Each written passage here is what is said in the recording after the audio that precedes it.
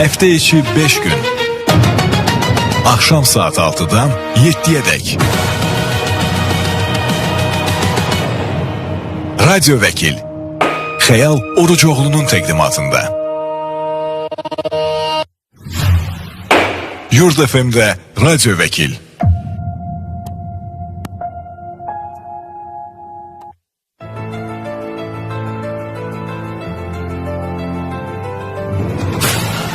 Akşamınız xeyirli olsun. Radyo Vəkil proqramı Yurd FM-də 90.7 tezliyində qarşınızdadır və bizi dinləyən hər kəsi salamlayırıq. Sizinlə mən Xəyal Orucoğlu'dur və bugün də sizinlə Radyo Vəkildə müzakirə edəcəyimiz məsələlər, müzakirə edəcəyimiz mövzumuz olacaq. Əlbəttə ki, bildiyiniz kimi həftə içi 5 gün yayımlanır bizim proqram. Radyo Vəkil proqramında biz vəkil dostlarımızı, vəkillər kollegiyasının üzvü olan hüquqşünaslarımızı bura dəvət edirik və vəkillər sizi və bizi maraqlandıran sualları cavablandırırlar. Bugün də sizi eləcə də bir çox dinləyicilərimizi və izləyicilərimizi maraqlandıran bir məsələni müzakirə edəcəyik və bugün də bizim qonağımız var. Əvvəlcə istərdim ki, qonağımızı təqdim edim, daha sonra mövzumuza və ümumilikdə isə günə və gündəmə keçid alaq.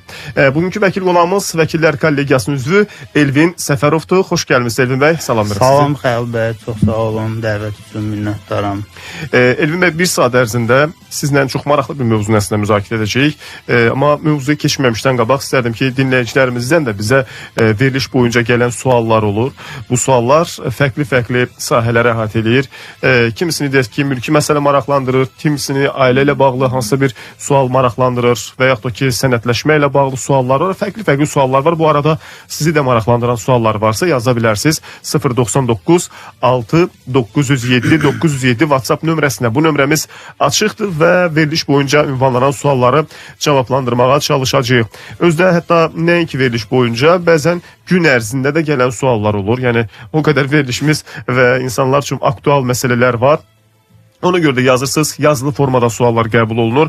Bir digər tərəfdən bizi sosial media hesablarından, yəni həm Yurd FM-in, həm Vaxt Medianın YouTube və TikTok səhifələrində izləyə bilərsiniz. Oradan da canlı yayımımıza qoşula bilərsiniz və suallarınızı göndərə bilərsiniz. Və indi keçid alacağıq suallarımızdan yanaşı mövzumuza. İstərdim ki, mövzumuzu elan edək. Deyim ki, bugün biz çox maraqlı bir məsələyə toxunacağıq. İpotekada olan əmlakdan danışacağıq. Ümumiyyətlə, bugün çox aktual olan mövzulardan biridir. Xüsusilə də məhkəmə predmeti olduğu halda. Və qeyd edim ki, bugün bir xeyli sayda bu formalı evlər var və bir xeyli sayda da bu formalı evi olan və amma ayrılmaq qərarına gələn bir də ailələr var, cütlüklər var ki, onlar artıq misal üçün ayrılmaq qərarına gəliblər. Ümumiyyətlə, gəlin əvvəlcə buradan başlayaq ki, ipotekada olan ev kimin hesabı olunur? Kimin sayılır? İpotekada olan ev, bunu əvvəlcə, bu sual əvvəlcə bir cavab alaq sizdən. Daha sonra keçid alaq bunun digər təfərrüatlarına. Deməli, Xəyal bəy, birinci məsələ ipoteka ilə bağlı məsələlərdə bizim vətəndaşların ən çox narahat olduğu, maraqlandığı məsələ, bəli, sizin qeyd etdiniz, mülkiyyətçinin kim olmağı məsələsi. Dövlət reyestrindən verilən çıxarışda mülkiyyətçinin adı əmlakı ipotekaya qoyan şəxsdir. Bəli. Yəni, bankın həmin əmlakla bağlı heç bir mülkiyyət hüquqları yoxdur. Sadəcə girovda olduğuna görə, bankın razılığı olmadan həmin əmlak yüklü edildiyinə görə dövlət reyestrində bankın və yaxud da digər ipoteka saxlayan icazəsi olmadan həmin əmlak öz yeniləşdirilə bilməz. Amma mülkiyyətçi çıxarışda rəsmi qeyd olunan girov qoyan şəxsdir. Yəni əmlakın mülkiyyətçisi o kredit alan da ola bilər, digər bir şəxs da ola bilər. Yəni fərq etmir. Çıxarışda adı yazılan şəxsin mülkiyyətidir. Burada mülkiyyətçi bir mənalı şəkildə budur. Yəni şəxsin tərəflərdən biridir. Yəni bu ər də ola bilər, arvad da ola bilər. Hüquqi adı belədir deyə biz ər-arvad deyə qeyd edirik bunu. Yəni xanım və ya bəy. Məsələn indi digər tərəfi nədir? İndi bir də bu ipotekada olan ev məhkəmə predmeti olur. Görürsünüz ki, birgə nikah dövründə əldə olunub və birgə nikah dövründə götürülüb, bəlli bir müddəti ödənilib. Deyək ki, bəyin adındadır ev. Amma indi birgə nikah dövründə bölünəcək. hansısa bir formada, yəni ümumilikdə ödənişlər mi bölünəcək və yaxud da ki, hansısa bir razılıq əldə olunmalıdır mütləq şəkildə. Əslində necə olur? Bax, məsələn, tutaq ki, ev bəyin adında olanda xanım bir də baxacaqsınız ki, bölünmə olsa belə ödəniş etmədi və yaxud da ki, müəyyən bir anlaşılmazlıq olacaq. Bu necə tənzimlənir? Ümumiyyətlə ki, bir razılıq olsun normal formada. Bu Xəyal bəy, biraz geniş mövzu olduğuna görə mən istəyirəm bunu hamının başa düşə biləcəyi sadə dildə izah edeyim ki, yəni vətəndaşlarımız bu hissə ilə bağlı maksimum çalışıram hüquqi terminlərdən istifadə etməyərək izah edeyim. Bəli. Sadə bir kazus formasında, məsələ formasında deyirəm ki, hamıya rahat olsun. Buyurun. Ər arvad bir mənalı şəkildə bizim qanunvericiliyə görə birgə nicah dövründə fərqi yoxdur. Rəsmi nicahdadır və ya faktiki nicahdadır. Birgə təsərrüfatını əldə elədiyi həm gəlir, həm xərc bərabər şəkildə bölünür. Bu bir mənalıdır. İpoteka ev alınanda əgər, yəni söhbət dövlət ipotekasından gedirsə, Bəli. yəni mən belə başa düşdüm ki, həmin ipotekadan söhbət. Bu halda konkret olaraq ödənilmiş aylıq məbləğlər var. Hansı ki, birgə nicah dövründə əmlak alındı və ayda hansısa bir məbləğ faktiki olaraq banka ödəniş edilib. Həmin o məbləğin yarısı ərin, yarısı arvadın hesabından ödənilmiş hesab olunur. Yəni bu bir mənalıdır. Burada tutaq ki, sadə bir misalda indiyə qədər 30.000 manat ödəniş edilibsə, bunun 15.000 manatı ərin, 15.000 manatın bəyin hesabından, ərin və arvadın hesabından ödənilmiş hesab olunur. Bu bir mənalıdır. Qaldı ki, yerdə qalan əmlakla bağlı, tutaq ki, 30.000 ödənilib, hansısa bir məbləğ. 100.000 yerdə bir 70.000 qalıb. Borc qalıb, əmlakın özü qalıb, bu mübahisədir. Məhkəmə adətən yox, elə bir mənalı şəkildə borc hər iki şəxsin arasında bərabər bölünür. Bu yəni ki, aktiv və passivlər kimi hesablanır. Yəni bunu belə qəbul etmək lazımdır. Amma əmlakın özü ilə bağlı ipoteka saxlayanın, yəni bank olmayan kredit təşkilatı fərq yoxdur. Bu hüquqi şəxsin özünün həmin əmlakdan əmlakı geriyə tələb etmə hüququ var. Yəni ödənişlər ödənilmədiyi halda belə, əgər ödənilmir, məhkəmə predmetidirsə, burada iki məhkəmə predmeti ola bilər. Ola bilər ər-arvad arasında mübahisə predmeti olsun. Ola bilər bank ödənişi tələb eləsin. Bu hər iki halda fərqlidir. Əgər bank ödənişi tələb edirsə, bankın öhdəliyi icra olunduqdan sonra əgər orada hansısa bir əmlakın dəyərində məbləğ qalarsa, o bölünür. O əldə olmuş fayda kimi hesablanır. Yəni 100.000 və 30.000 ödəmişik. Tutaq ki, 40.000 borcumuz qalıb, elədi 70.000. Əmlakın 30.000 artıq pulu qaldı. O əmlak bölünür, mənim məbləğ olaraq. Əmlak yox, məbləğ bölünür. Birinci bankın öhdəliyi icra olunduqdan sonra ər-arvadın arasında olan mübahisə, əmlak mübahisə eyni qaydadır. Nəinki həmin ev istənilən əmlakla bağlı, mülkiyyətlə bağlı bütün eyni nicah dövründə faktiki və yaxud da rəsmi nicahda əldə olunan bütün əmlak hamısı yarı-yarıya bölünməlidir. Bir maraqlı məsələ də var. Deyək ki, ev götürülüb, evdə faktiki yaşayış da var. Evdə misal üçün bəyin adınadır və məhkəmədə indi bölünmə olur. Bax, belə olan halda indi orada yaşamaq və ixtiyar kimdə olacaq? Yəni kim çıxacaq, kim qalacaq? Ev tutaq ki, bölünüb iki yerə, indi ödənişi necə edəcəyik? Tutalım ki, tərəflər arasında 50-50 bir bölgü oldu.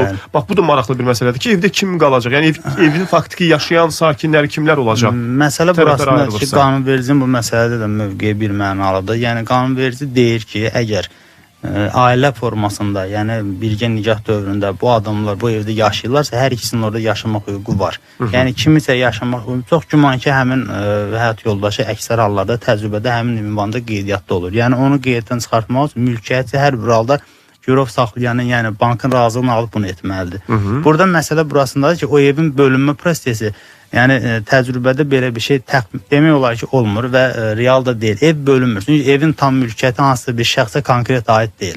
Evin dəyəri nədirsə, həmin o məbləğ bölünə bilər. Və yaxşı, faktiki yaşayış kimlə təmin olunmuş olur? Faktiki yaşayışla bağlı məsələ belədir. Mən sizə real təcrübəni deyə bilərəm ki, adətən tərəflər bu məsələlərdə razılaşırlar. Yəni, ola bilər ki, kiminsə xeyrinə güzəştə gedir.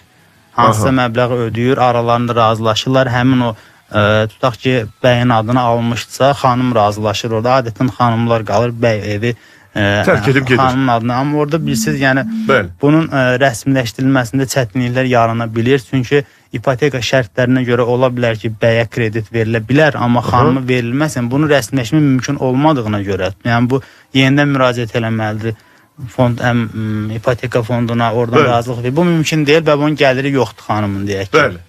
Ona görə bu əmlakın faktiki olaraq xanımın adına razılaşsalar belə keçmək ehtimal yoxdur. Yalnız bir şərtin ola bilər ki, girovda qalmaq şərti ilə o iki tərəf bir-birinə razılaşa bilər, bəy xanıma əmlakı sata bilər. Yenədən girovda qalmaq şərti ilə. Bu formada. Başqa heç bir formada, yəni amma təcrübə konkret onu göstərir ki, tərəflər adətən razılaşırlar. Çünki maraqlı olan bir başqa məsələ də var. Deyək ki, misal üçün adam ipotekaya ev götürüb və tərəflər indi ayrılıblar.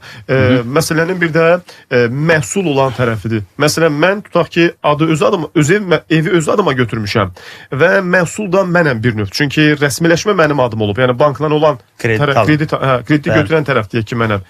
Və sabahlarda qarşı tərəf də mənlə razılaşır ki, 50-sini mən ödəyəcəm, deyək ki, 50 bölmüşük də, yəni yarı-yarıya.